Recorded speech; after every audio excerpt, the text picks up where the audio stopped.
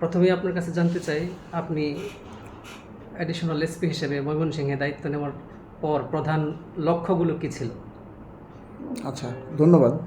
আসলে আমি যোগদান করার আগে বা যোগদান করার পরে যে আমাদের পুলিশের যে সামগ্রিক লক্ষ্য, সেই লক্ষ্যে কোনো পরিবর্তন এসেছে ব্যাপারটা এরকম না। আমাদের লক্ষ্য একেবারেই স্বাভাবিক, সাধারণ এবং আইনগতভাবে আমাদের যে দায়িত্ব, সেই দায়িত্বের অনুকূলেই আমাদের লক্ষ্যমাত্রা। সেটা হচ্ছে যে ময়মনসিংহকে একটা নিরাপদ শহর হিসেবে এবং সাধারণ মানুষের জন্য বাসযোগ্য শহর হিসেবে প্রতিষ্ঠিত করার জন্য যা যা করণীয় সেগুলো করে শেষ করা। আপনার দৃষ্টিতে ময়মনসিংহ জেলার বর্তমান আইন শৃঙ্খলা পরিস্থিতি কেমন? আচ্ছা, ময়মনসিংহ জেলার বর্তমান আইন শৃঙ্খলা পরিস্থিতি আমাদের দৃষ্টিতে যেটা, যে অন্যান্য যে কোনো সময়ের চেয়ে অনেক বেশি ভালো।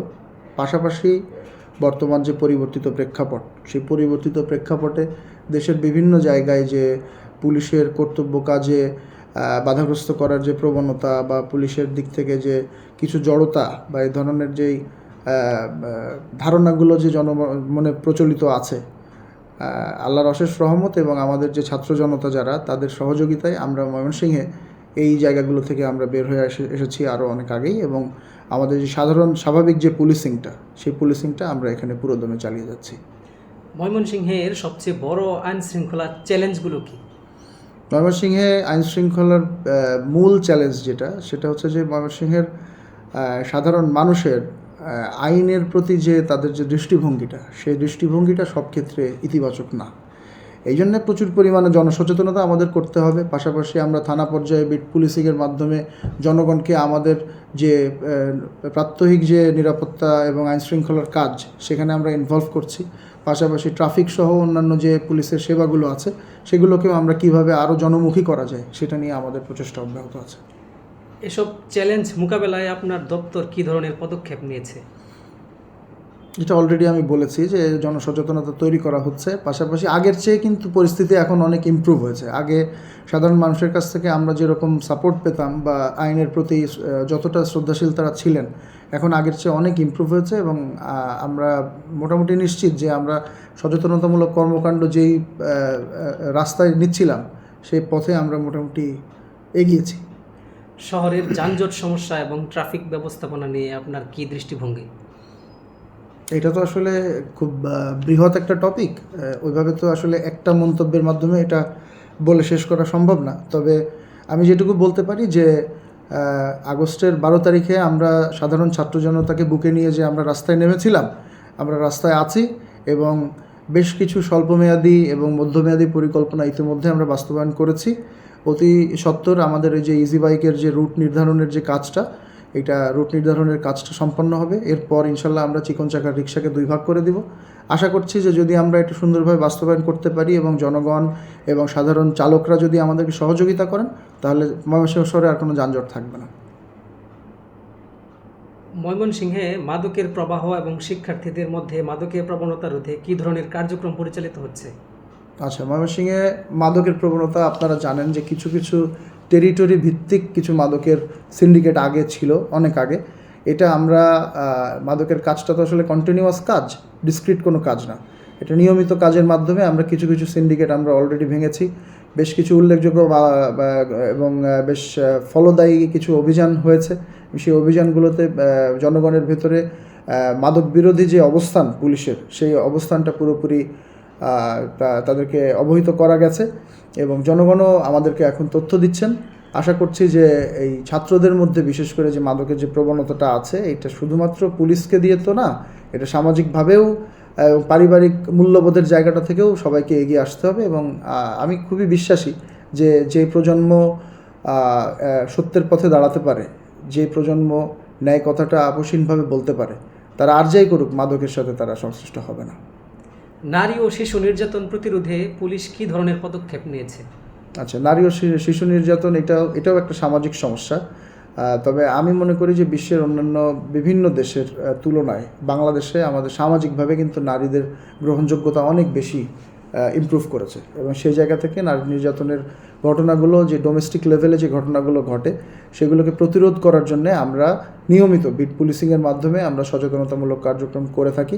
পাশাপাশি যে কোনো মহিলা বা যে কোনো আন্ডারেজ নারী যদি আমাদের থানায় কোনো অভিযোগ করেন বা 999-এ কোনো অভিযোগ করেন, আমরা সবচেয়ে গুরুত্বের সাথে আমাদের যে নারী শিশু হেল্প ডেস্ক আছে সেখানে একেবারে স্পেশালি ট্রেন্ড অফিসারকে দিয়ে আমরা বিষয়টাকে অ্যাড্রেস করে থাকি এবং by the end of the whole investigation আমরা ওই যে ভিকটিম আছেন ওনাকে সকল প্রকার আইনি সহযোগিতা আমরা দিয়ে থাকি।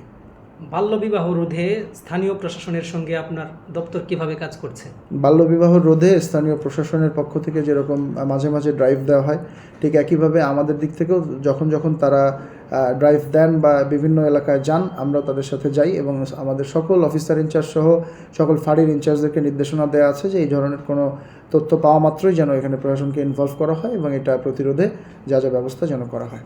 ময়মনসিংহের জনগণকে আইন শৃঙ্খলা রক্ষায় কিভাবে আরও সম্পৃক্ত করা যায় বলে আপনি মনে করেন? এটা খুবই গুরুত্বপূর্ণ বিষয়। ময়মনসিংহের জনগণকে আইন শৃঙ্খলা রক্ষায় সম্পৃক্ত করতে গেলে প্রথমেই আমাদের যেটা করতে হবে যে জনগণের সাথে পুলিশের যে বিভেদের যেই জায়গাটা, এই বিভেদের জায়গাটাকে আমাদেরকে ডিমিনিশ করতে হবে, কোনো বিভেদ রাখা যাবে না এবং জনগণের মনের ভেতরে সেই আস্থার জায়গাটা তৈরি করতে হবে, যে আস্থার জায়গাটাতে সবসময় বাংলাদেশ পুলিশ থাকতে চেয়েছে বা থাকতে চায়। তো আমি মনে করি যে আমাদের বর্তমান যে পুলিশ সুপার স্যার আছেন উনি অত্যন্ত পজিটিভ এইসব ব্যাপারে এবং জনগণকে ইনভলভ করে যে কোনো কাজের মধ্যে সেই কাজটাকে সাকসেস করার ব্যাপারে তার যে নির্দেশনাগুলো, এই নির্দেশনাগুলো আমরা প্রতিপালন করলেই কিন্তু আমরা মনে হয় সফল হব। কমিউনিটি পুলিশিং কার্যক্রম নিয়ে কিছু বলুন। কমিউনিটি পুলিশিংয়ের যে কার্যক্রমটা, এটা মূল কনসেপ্টটা এতক্ষণে আমি বলেছি। কমিউনিটি পুলিশিংয়ের মূল কনসেপ্টটা কিন্তু এইটাই যে জনগণকে মূল যে পুলিশি ব্যবস্থা সেটার ভেতরে ইনভলভ করা। তো এটা কার্যক্রম চলমান আছে, আমাদের অসুবিধা নেই। প্রযুক্তি ব্যবহার করে অপরাধ তদন্ত বা প্রতিরোধে ময়মনসিংহ পুলিশের উদ্যোগগুলো কী কী?